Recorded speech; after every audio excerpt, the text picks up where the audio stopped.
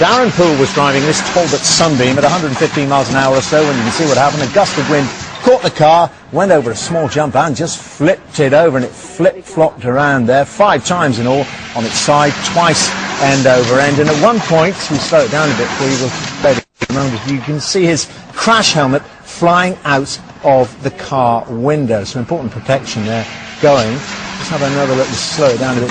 Keep your eyes out for that crash helmet. It was one of those pieces of debris.